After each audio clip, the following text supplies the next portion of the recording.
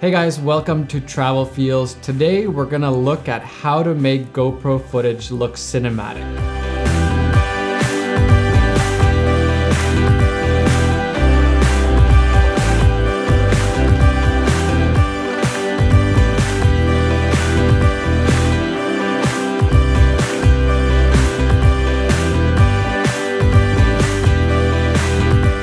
We all have to deal with GoPro footage at some point, and maybe some of you are even just shooting on GoPros for your films. So I wanted to show you my workflow and my process and how I work with GoPro footage to get the best results and make the most cinematic image possible.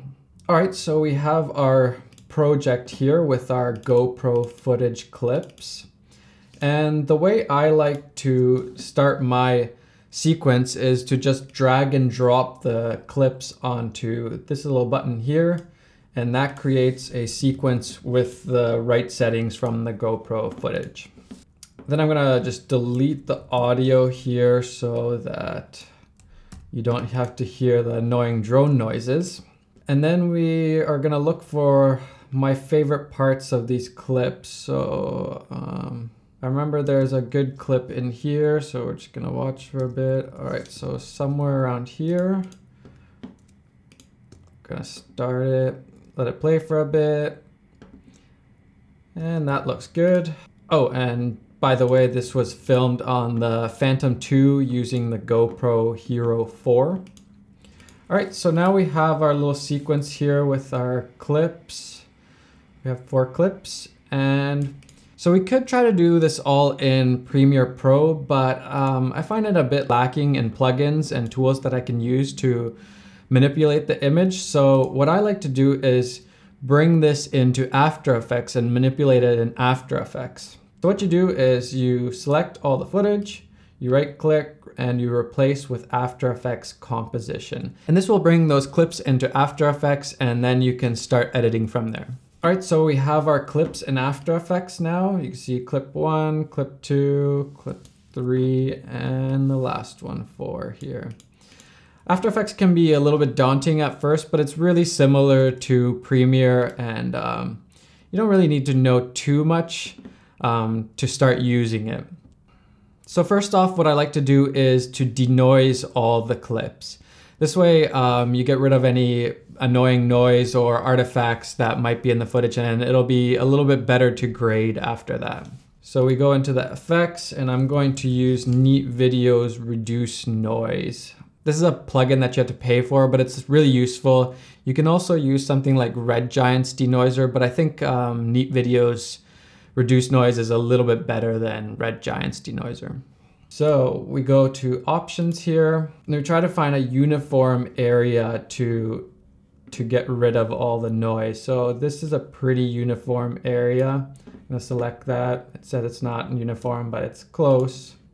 I click auto profile over here, and I'm gonna check how much denoiser it's applying. I'm gonna go a little bit less. I don't think this needs that much. Then we're gonna apply. And then for the purpose of this tutorial, I'm just gonna copy and paste this, even though you probably should go through clip by clip and select an area and denoise. So I'm gonna copy, and I'm gonna select the last 3 clips and paste. So that was step 1, denoising. After that, I would usually stabilize the footage. And so I use warp stabilizer. You can find it in the effects, warp stabilizer. This is the same stabilizer they have in Premiere Pro, works pretty much exactly the same. And I do a very small amount of stabilizing, so I try to keep it between like 5 and 10%. So let's just go for 10% here. And then we gotta wait for it to render here. All right, so now it's done, and you can see how it zoomed in a little bit on the footage. I don't think that this shot was very shaky since it was filmed on a drone and a gimbal, and it's really wide to begin with. So I would do that for each of the clips, stabilize them all. All right, now we're done with that. They are all stabilized. And the next thing is probably the biggest process, and that's fixing the wide angle look of the GoPro. That's probably the biggest giveaway that it's GoPro footage and makes it really not cinematic. So the way I fix that is using the optics compensation plugin. And so we're gonna go ahead and apply that on the first clip.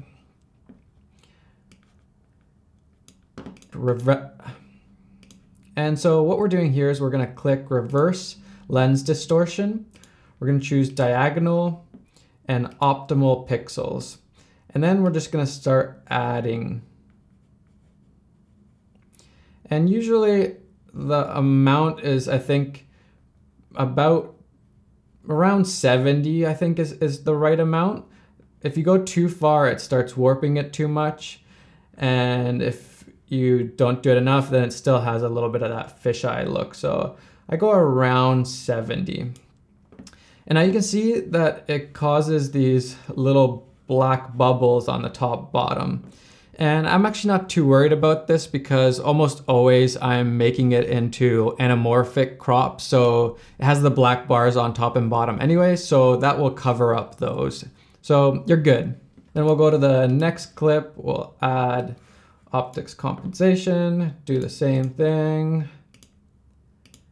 And then add it to where it looks, where the horizon usually starts to look straight. It's a little bit hard in these clips because there is no horizon, so you can't tell exactly. But again, it starts to look right at around 70, so we'll keep it there. Next one, we'll just copy and paste that effect. And it looks pretty good. This one, the horizon is off a little bit. It's a little bit tilted. This happens a lot with phantoms. It's not leveled on the horizon. So what I would do is just change the rotation a little bit. And you can even bring out a ruler to get it nice and straight. And that looks about right. And we're just gonna scale up a little bit to cover to cover the rotation. And that's good. And so we'll copy and paste onto the last shot. And there we go, getting rid of that fisheye wide angle look. And that's the biggest step in my GoPro footage process, is this optics compensation. And you can't use that in Premiere, which really sucks. I wish you could use it right in Premiere already. But I do a lot of my color grading in After Effects anyway, so it doesn't really affect me too much. So next we will start color grading this. So what I'm gonna do is I'm going to add a new adjustment layer. I'm gonna put it over the whole sequence. Then I'm gonna add a LUT. So I'm gonna use apply color LUT.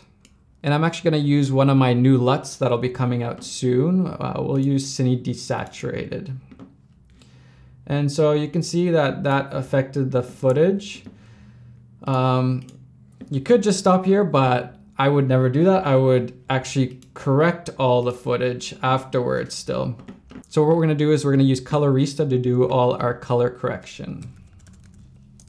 And this is a plugin from Red Giant. I really like it. It costs a little bit, but I think it's definitely worth it. So here we have the shadow wheel, the mid-tone wheel, and the highlight wheel. So we can adjust the exposure of the highlights, midtones, and shadows separately, and also the color of each of those sections separately. And so we're gonna add a little contrast here. And we're gonna bring up the midtones a little bit. I don't like bringing the highlights up too much. You see right away the GoPro footage starts to blow out. A lot of times I actually bring down the highlights and then bring up the midtones and keep kind of going back and forth until it looks right. I think we can add a little bit of saturation also to this. And it's also looking a little bit blue, so I'm just gonna bring the highlights and warm this up a little bit. I know it's a cloudy day, but I like it to be a little bit warmer. So that's looking pretty good. We can see what that did there. Subtle changes, but I think it's looking pretty good. We'll move to the next clip here. Add Colorista.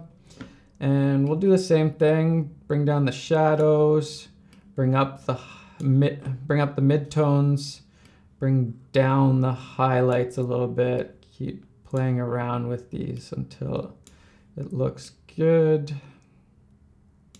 And we'll also add a little bit of saturation. Let's see how much we added on the last one. it was 21. So we'll go around the same amount so they look about the same. And again, we're gonna make this a little bit warmer. And there you go, that's the before and after.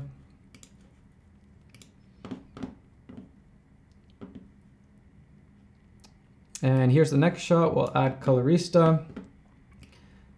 Do the same thing here. Try to protect the highlights from clipping. Get some contrast in there and add some saturation. And again, we'll try to make this a little bit warmer.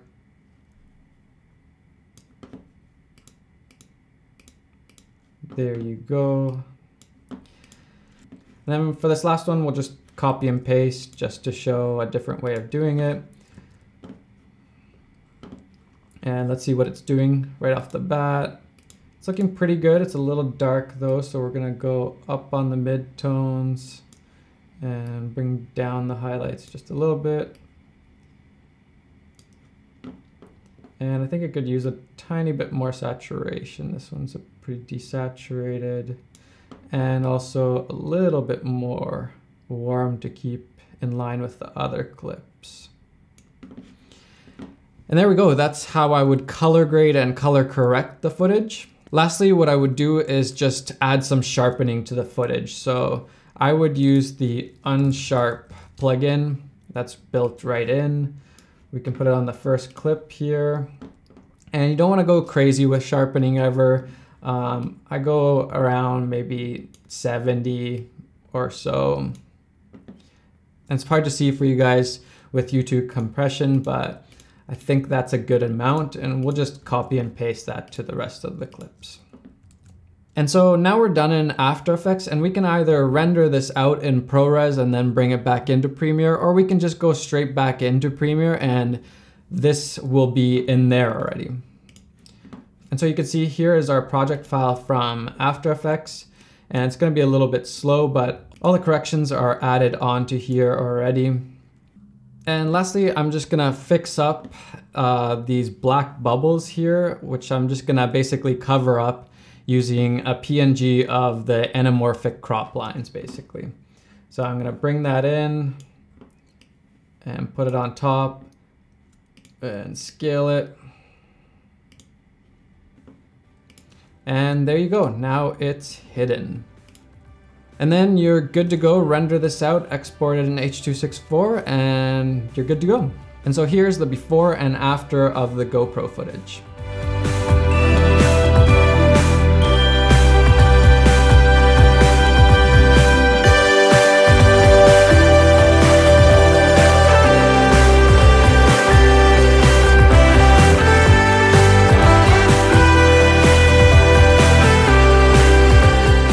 So that's it, pretty simple, fairly easy to do. It's a little bit complicated with After Effects, but once you get used to it, it's pretty easy. I hope you enjoyed this, and if you want to see more of these tutorials, make sure you subscribe. Have a good one, guys.